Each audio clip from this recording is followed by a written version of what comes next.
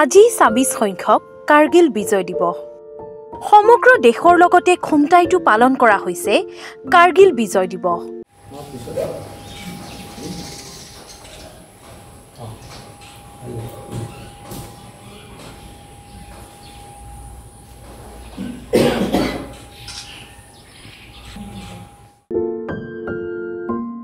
খুমটাইৰ বীৰ শ্বহীদ কেপ্টেইন জিন্তু গগৈৰ সমাধি ক্ষেত্ৰত কাৰ্গিল বিজয় দিৱস পালন কৰা হয়। প্ৰতি বছৰৰ দৰে এইবাৰো জাচিংফা লেখিকা সমাৰোহ সমিতিৰ উদ্যোগত দিনজোৰা কাৰ্যসূচীৰে পালন কৰা হৈছে কাৰ্গিল বিজয় দিৱস। কাৰ্যসূচীৰ লগত সংগতি ৰাখি পুৱা পতাকা উত্তোলন কৰে অৱসৰপ্ৰাপ্ত বায়ুসেনা বিষয়া জিন্তু গগৈৰ পিতৃ ঠগিৰাম গগৈয়ে। গোলাঘাট জিলাৰ প্ৰাক্তন সৈনিকসকলেও শ্ৰদ্ধাঞ্জলি জনায় শ্বহীদ জিন্তু গগৈক। বিধায়ক মৃণাল শইকীয়া, প্ৰাক্তন মন্ত্ৰী বিস্মিতা গগৈয়েও শ্বহীদগৰাকীৰ স্মাৰকত উপস্থিত হৈ শ্ৰদ্ধাঞ্জলি জ্ঞাপন কৰে।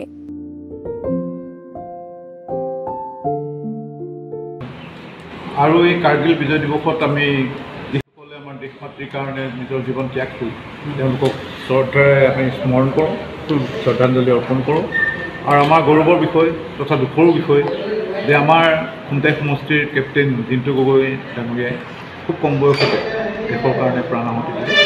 আজি জাচিংফা নামৰ স্বেচ্ছাসেৱী সংগঠনটোৱে এই কাৰ্গিল বিজয় দিৱস পাতিছিলে, অনুষ্ঠিত কৰিছিলে আৰু প্ৰত্যেক বছৰে তেখেতসকলে কৰে। মই প্ৰত্যেকবাৰে আহোঁ।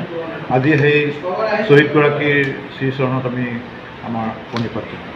মই এইবাৰ আচলতে প্ৰত্যেকবাৰে জিলাৰ পৰা আহে, কিন্তু এইবাৰ জিলা প্ৰশাসনবিলাকে আমাৰ গোলাঘাট জিলা প্ৰশাসনেও এখন কাৰ্গিল যুদ্ধ কৰি আছে, নেগেৰিবিল আৰু উৰিয়ামঘাটত। সেইকাৰণে তেখেতসকল আহিব নোৱাৰিলে।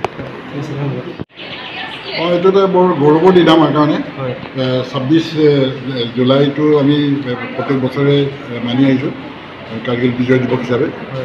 আজি এই দিনটোতেই ভাৰতে 99ত যি অখণ্ডতাৰ কাৰণে যুঁজিছিলে সকলো সৈন্যই, তেওঁলোকে আজি ২৬ জুলাইটোত বিজয় সাব্যস্ত কৰিছিলে।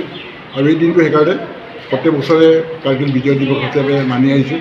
আৰু আমি অত্যন্ত গৌৰৱবোধ কৰিছোঁ আজি ইয়াত যে ৰাতিপুৱাই আমাৰ প্ৰাক্তন সৈনিকসকল আহিলে, গোলাঘাট জিলা সৈনিক বৰ্ডৰ পৰা আহিছে তেখেতসকল, আৰু বিধায়ক মৃণাল শইকীয়াও তেখেত আহিলে, আৰু আমাৰ ইয়াত জাচিংফা লেখিকা সমাৰোহসমূহ বিষয়ববীয়াসকলে তেওঁলোকে যোগদান কৰিছে।